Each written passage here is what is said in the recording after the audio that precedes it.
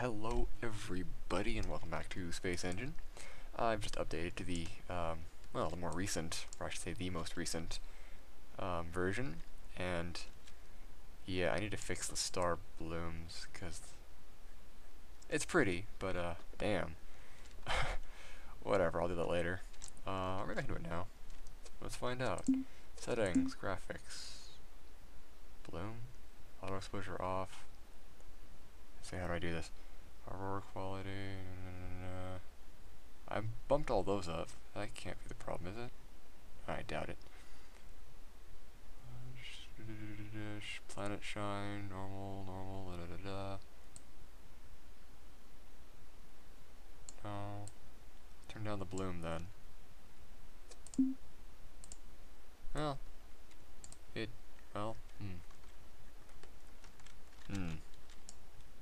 What are all these? They are just really bright. But they are pretty, so I guess I'll just ignore it and let it be. Unless, wait a minute, I'm gonna do an experiment. Oh, not there.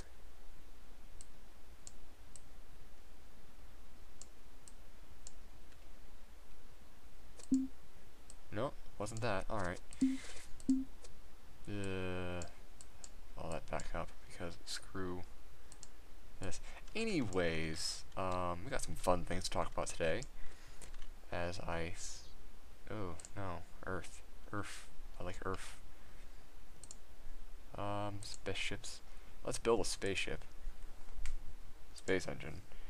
A Lamause. Planetary. It doesn't mean interstellar. The SS Science. That sounds like fun. SS Science. Let's take control. What does it look like?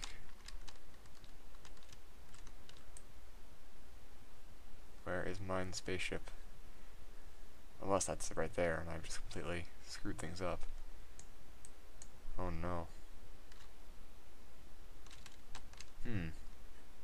Anyways, spaceships aside, because I'm really bad at this apparently, there's been some interesting news you may have heard of, which was the discovery of Proxima Centauri B, which I absolutely love it, because, one sec, I'm going to just find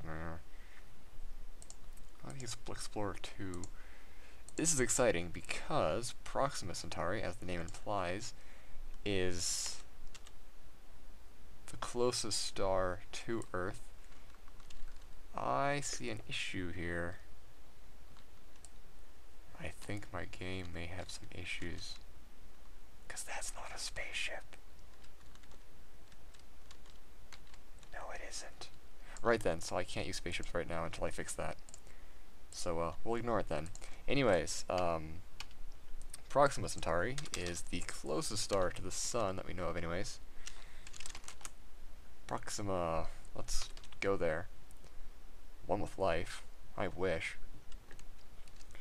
It was actually only discovered 100 years ago, or thereabouts. Its two closest companions, which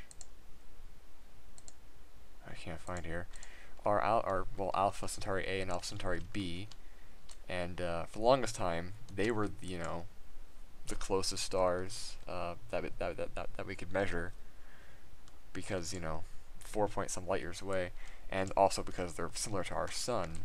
Whereas Proxima Centauri is very much not like our sun. It is a red dwarf. What's this? Frozen gas giant. I really hope I didn't break some of the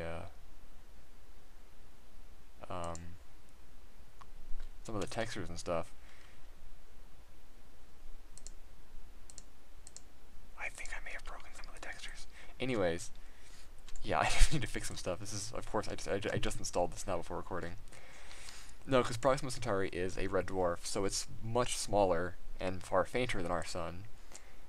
This actually gives it one advantage in that it, is much more long-lived. Like Proxima Centauri.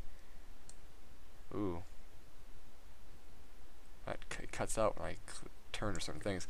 Proxima Centauri will outlive our sun by trillions of years. Like, literally trillions of years, where our sun only has, like, what, 5 billion years left, or 10 billion, or some shit like that. So red dwarfs actually offer an interesting opportunity for life to evolve because they're so long-lived that any planet, in that system will have trillions of years to get its shit together. Unfortunately, also another problem we have here, is actually, wait, before I leave, is exotic, is because it's so small, the habitable zone is actually really close to the star, which you may not think is that big of a deal. However, Proxima Centauri is what's known as a flare star, which means that it flares up every now and then and goes through severe solar flare activity. So any planets that are really close by would probably have some serious issues with like solar flare and radiation activities. So yeah, the planet would need to have a pretty strong magnetic field, and this turns into the next big problem because Proxima Centauri b, looking at its size and its distance to the star, it's probably tidally locked, kind of like our moon is to us, so only one side's facing at any given time, which means that it's probably not rotating fast enough to generate any substantial magnetic field. However, we don't know for sure, so it doesn't look like that. So it could be it's in the habitable zone, but it still may not be habitable due to its host star's just general functionality. Not to say life can't exist there, oh goodness. There could be life living, god damn it. There could be life living in the temperate, fuck is this guy here? Living in the temperate zone, kind of between the night and day, or even under the ground, where it's safe from radiation. And if there's a thick atmosphere, maybe under oceans and stuff. So there is still hope. It's just, I don't know. I don't want to get my hopes up because it might. It's like once we're able to actually measure it, we might just find out that it's actually a radiation blasted atmosphere less rock with no surface water or atmosphere, which would just be sad. I'm actually going to do an experiment because that's really weird. Let's turn that down. Let's turn the black hole on a medium. I don't know how that would affect anything, but why not? Planet shine, normal, brightness. Right. And we seem to be good to go. Oh, no, it still cuts out when I look in certain angles. That's just really weird. I'll have to fix that at some point, or look into how to fix it, or the flickering of things here. Well, let's go to the frozen ice world then. Either it's my card, like my graphics, or the game isn't terribly stable. Or both. Actually, on that note, I made a comment in my last video, or one of them, that I couldn't play No Man's Sky because my graphics card is, although fairly new, is not top of the line, and I can't run OpenGL 4.5. I can only run OpenGL 4.3. So, I can't actually play it ever until I get a new graphics card, if I even care to. And somebody actually donated to me using my the donate button on my channel's homepage, which I had forgotten was even there, and actually donated some money to help me get a new card, which is going to go entirely to that. It's actually pretty great. So whoever that was, thank you very much. I was not expecting that at all. That actually made me smile a fair bit to see that people actually care that much. So yeah, that's all. That actually it's going to go a long way to helping me get a new card. So that's sitting in my account, specifically aimed at computer upgrades. It's like I was gonna need a new graphics card eventually, anyways. And I'm also gonna have to upgrade the USB ports, but that's less important.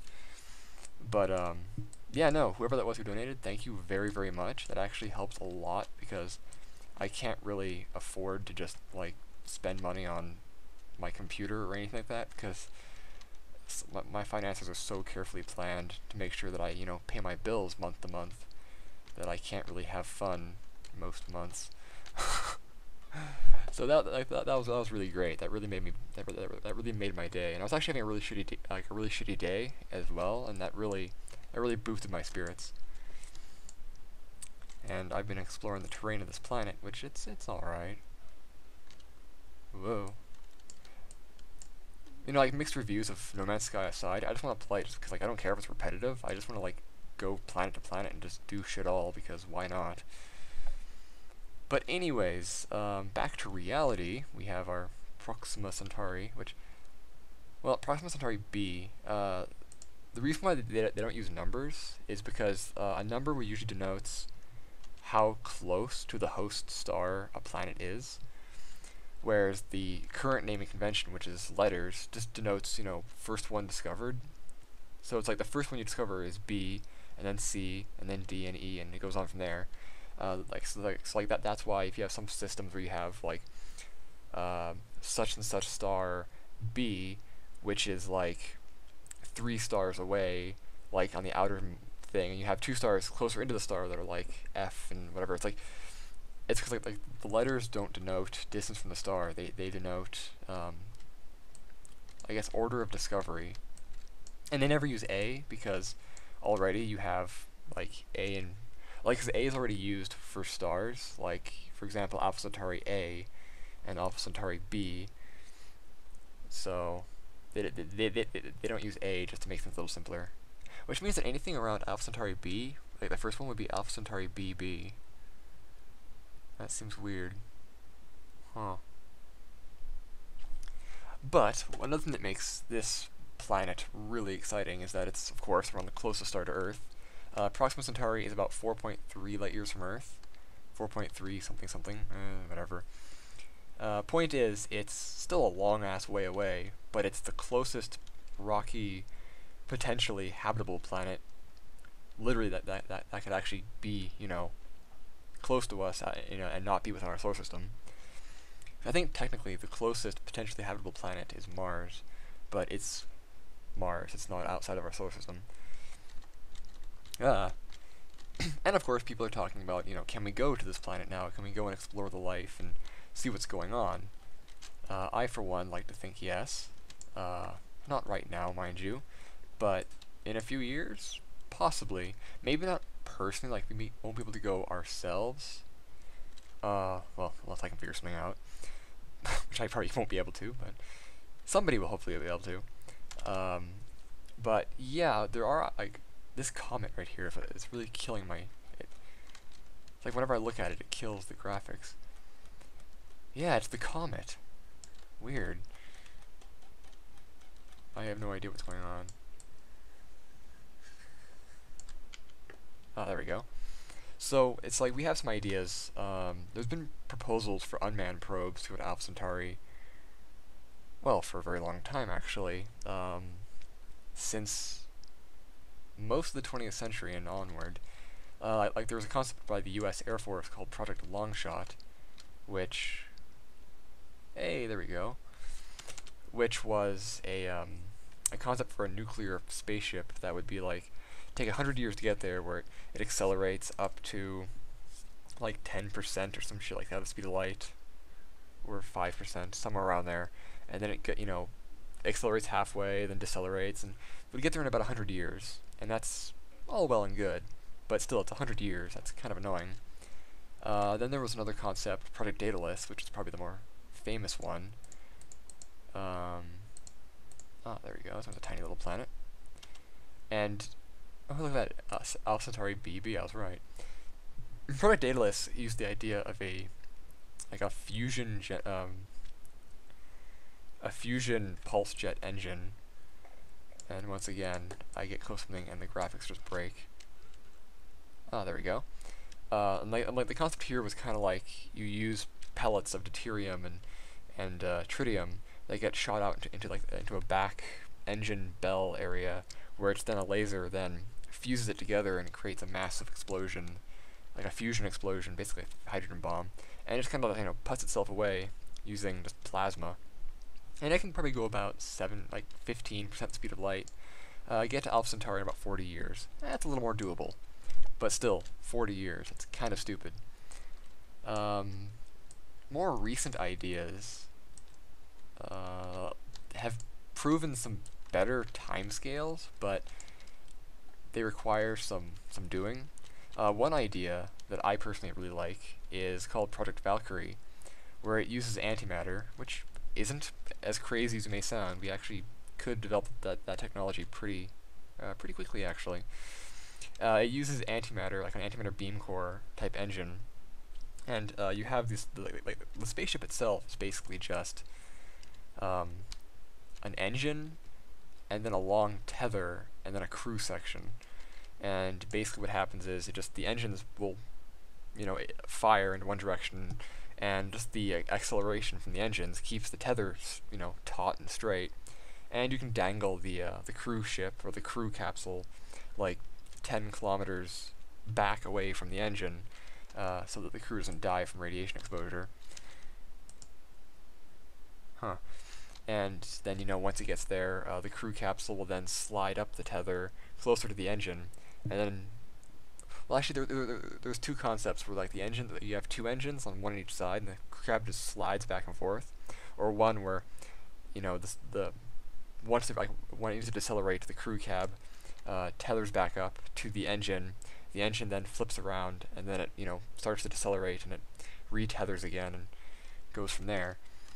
And in the original paper, that one was talking about going up to like 95% the speed of light, and basically reaching Alpha Centauri in like 3 years or some shit like that. And it was it was a little lofty. It still is kind of lofty, but I love it just because it's cool. Actually, in Avatar, the Venture Star was based roughly off of Project Valkyrie. But the idea nowadays, let's get out of here. The idea, oh god damn it, these stupid graphical glitches that just ruin everything. The current, I guess I could say favorite concept, is the idea of using micro photon sail probes that have just like little, like basically chip-sized or very tiny wafer spaceships that have a meter or so large solar sail, and then use a laser, like a gigawatt laser array, and you push it up to really high speeds, and it just gets shot out there. This idea was talked about for a number of years, actually. I actually had a back and forth with one of the guys who was working on the idea at UCSB, UCS Berkeley or something like that.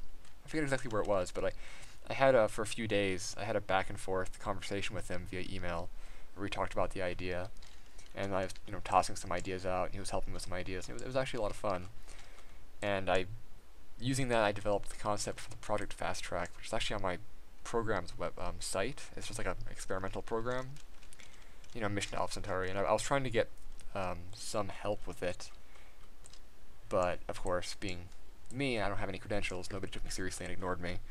And then, 3 months ago, Stephen Hawking came out with his program. What was it? Like something Starshot. Yeah, Breakthrough Starshot. There we go. And which was the exact same thing I was trying to pitch, but because he has credentials and I don't, people care about his, but not mine. I'm not bitter about that. I fully understand the concept. It just on the one hand, it was kind of annoying because I spent like 3 months pitching ideas to a number of institutions and whatever, trying to get help or just some exposure on the idea, and then got nothing. And then just Stephen Hawking comes out and sets the world ablaze. But on the flip side, it actually is kind of makes me happy because it's like I was onto something, because the concept I was trying to pitch was then endorsed by Stephen Hawking, but separately to me.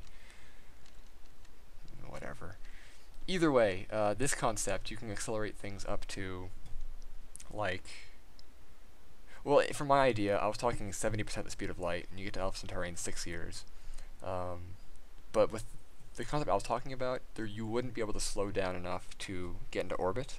Basically, you just shoot it out there at this ungodly speed, and then the probe would use like a magnetic, kind of like a magnetic, not a shield, but like a field, as well as the actual, solar sail itself, to act as a brake. So basically, it would use the star's magnetosphere, like itself, to help slow it down. And then the solar sails would also use the sunlight and solar radiation to help slow it down some more. So it would slow down to a reasonable speed, but it would still just fly through the solar system and keep going. I think the one the breakthrough star shot is they're thinking like 30% the speed of light or something like that. Still cool, but in like 20 years to Alpha Centauri. But it's pretty cool, but I don't know. Ugh, I need to fix these graphics. So yeah, so we have some ideas on how to get to a recently discovered potentially habitable planet, and it's pretty close by. But don't go putting on your Starfleet uniforms just yet. If you have one, I do. No, I'm serious. I actually do. I have a Star Trek TOS captain's costume. Actually, I also have like a replica of a World War II German Kriegsmarine captain's hat that I wear frequently when I play World of Warships, or if I'm in any situation where I have any semblance of power, I'll put it on because it's awesome. Well, actually, if I'm being completely honest here, I actually have a closet full of costumes and hats because I collect costumes and hats. Because it's fun. So, god damn it. Yeah, okay, the graphics need to be fixed on this. So, I'll have to fix that for next time, because it's really annoying. But, that's 21 minutes, alright, that's good enough. A lot of rambling, a lot of sidetracking, but, I think I got my point across. Thank you all for watching, I hope you enjoyed, and I'll be back later with a fixed, non-broken graphical game. So, Space?